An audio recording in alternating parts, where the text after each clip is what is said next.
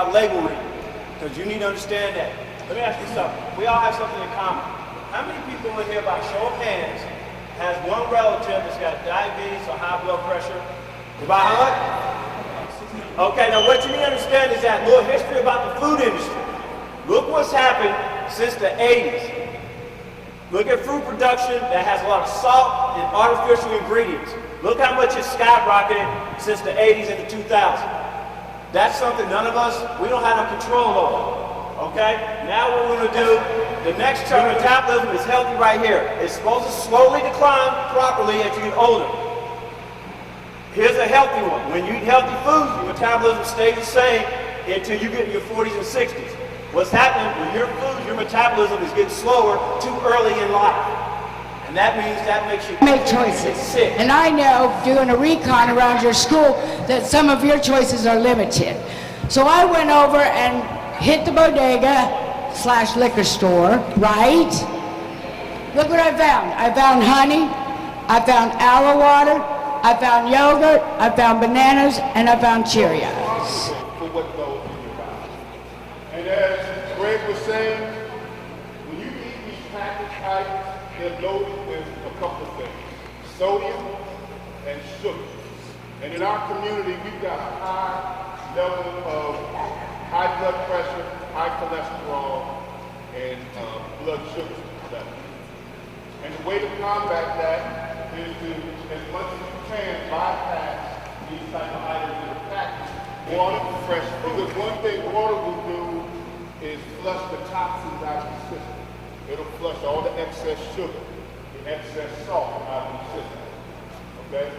As Greg stated, I played in the NFL. I scouted in the NFL for 17 years. You got your cereals like Cheerios, like Pepper was serving you earlier. You got whole grain breads.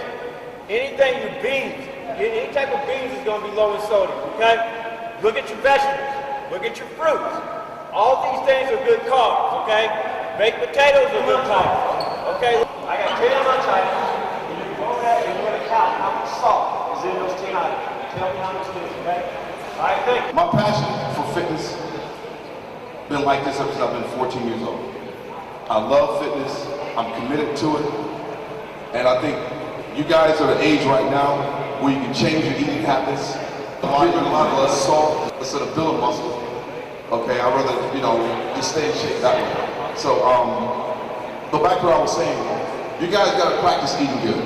If you like fried food, you can bake your chicken. If you like chicken, bake it. Eat a lot of white meat. If you want to do beef, you can do, it's called lean beef. It's like 93% and 7% fat. I like turkey. I eat chicken. I do tuna. I do egg whites. I do oatmeal. It's like in the morning when you get up before you go to school, you can stop and have you a whole wheat cereal, a whole grain cereal. Okay, with fat-free milk, 2% milk or 1% milk. Okay. Okay, now, thank you, Barry. The salt in those 10 items you get is 6,420 milligrams of salt. You only need 2,300 per day. We're eating 3 times the amount of salt in our diets throughout the day. That's why our relatives are sick. This is why you have a chance to be an example to your relatives by encouraging them.